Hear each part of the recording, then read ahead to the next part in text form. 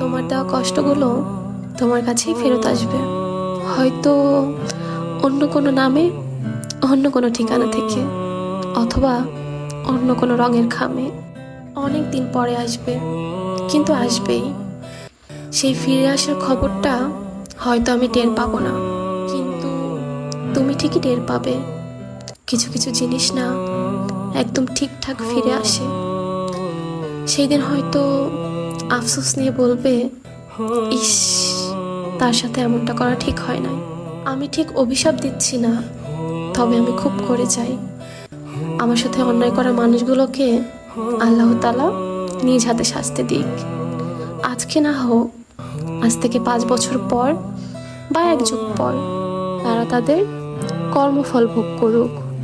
তারা এটা বুঝুক, আল্লাহ ছাড় দেয় কিন্তু ছেড়ে দেয় না। একটা মানুষের জন্য তুমি ঠিক যতটুকু করবা তার 10 গুণ ফিরে পাবা, হোক সেটা ভালো অথবা খারাপ।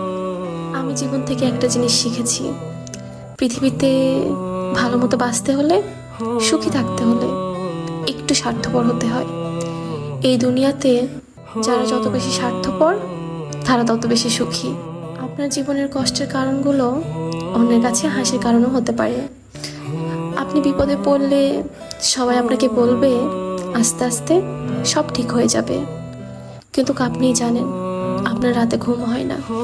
সকালবেলা ঘুম থেকে উঠলে কেমন জানি অসহায় লাগে।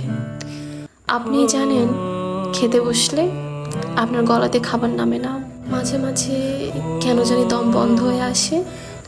আপনিই জানেন আপনার প্রত্যেকটা সেকেন্ড কেমনভাবে কাটে। এগুলো কেউ বুঝবে না, কেউ না। যার সাথে হয় একমাত্র সেই বোঝে। যাই হোক, অনেক কথা বলে